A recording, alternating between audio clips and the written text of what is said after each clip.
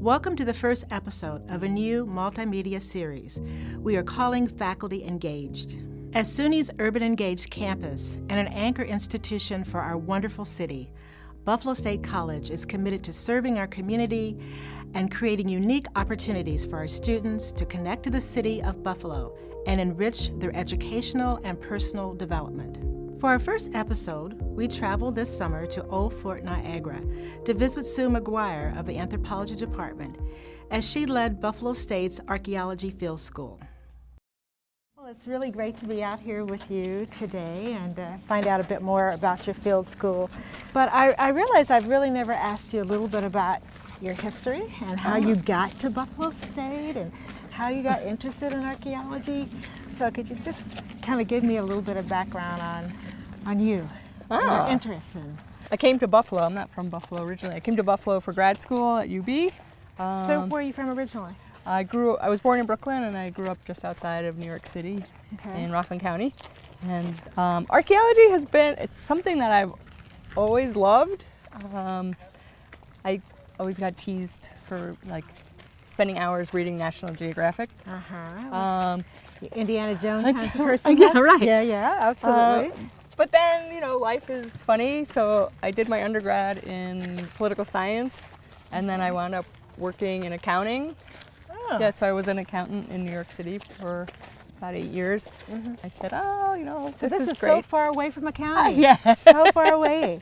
So you thought, okay, I'll go back and get some graduate degrees, right? Right, so I said, I always really loved archaeology, so I would love to try it. So I said... Interesting. So it wasn't precipitated by someone you knew that was an archaeologist or something you read, you just said, let's go back to the roots. Right. Oh, interesting, interesting.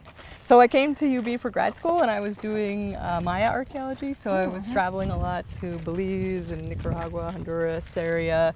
Well, that sounds like a lot of fun. It was amazing. Yeah. Those are really amazing sites. But then I took a class with Elizabeth Pena, and she was a historical archaeologist, and I hadn't really known what that was. And she was working here, and I came to work with her, and I just really fell in love. Here, where? Here at Fort Niagara. Okay.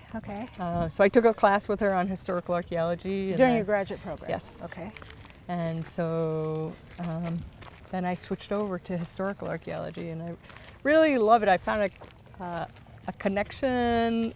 I like having the documents that I can use for my research in addition to the archaeology, so it's a really nice blend of historical research with archaeological research. Having my research collections here is really nice for my students because when you're working in Mesoamerica, Central America, you would leave your artifacts there, and so it's much harder to get students to work with you on your research without bringing them there. So this is really ideal. So it's really been a journey, and that's what I try to tell my students, that you want to have a plan ABC because you don't know where the road is going to take you. And I know sort of the research shows that they're going to have many different jobs in their life, and so I try to say even more in the future than what you're seeing right now. Absolutely. So try and get skills, try and build that. So that's really what worked for me. And it's funny, people say accounting is different from archaeology, but in the documentation and in the precision of it. That's exactly right. The precision of it, I can see that it's very similar. I would not have made that connection. But now understanding that you have an accounting background, I can see. Yes. Yeah. So when you started teaching, talk a little bit about what you taught and what your interest area was, and over the last decade, I guess, how has it evolved or how has it changed? Initially, I was a lecturer, so mostly intro. We were teaching, it's a mixed introduction to archaeology and a biological anthropology class. A more typical lecture kind of class. And these are foundation courses initially, right?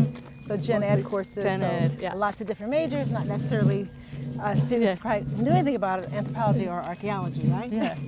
But I've sort of stuck with those because I really like the energy of the first year students, and they're really amazing because they're sort of full of potential, but they're learning so much. They come come and they spend that first year just like learning. And I like to see them mixed with each other, so students from all sorts of majors, from all parts of the state and all parts of the country. And now, since we renovated or revised our 100 class, I love teaching that class because the students get together, they have to work in groups, they have to sort of focus on completing the activity for that class. So it's really, really an amazing And do you find thing. that class really sort of piques the interest of students so that they decide to become your majors? Yes, I think that helps a lot for students to see what really is going on in terms of research in the field. So they're completing assignments where they might have to measure the length of a long bone or look at cranial capacity for early humans and see how does that change over time. And so those are some of the projects that I think really are able to bring the students to have them directly engage with the material and see themselves as scholars and researchers. So that's why I love to teach those kind of classes. And with the field school, I think that is really the amazing part of field school, is that it's kind of transformational. They come, they don't know what to expect, they don't want to sit on the grass, they're saying there's bugs here, and then suddenly they're involved in an actual project where their measurements are important, and their whatever their documentation, their notes are all really crucial to the research.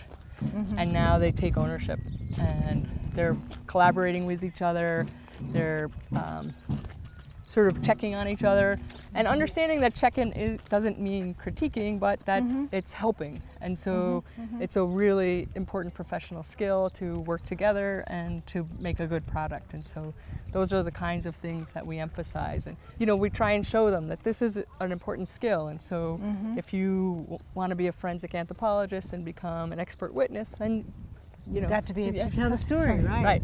And but so the artifacts really are saying to you, right?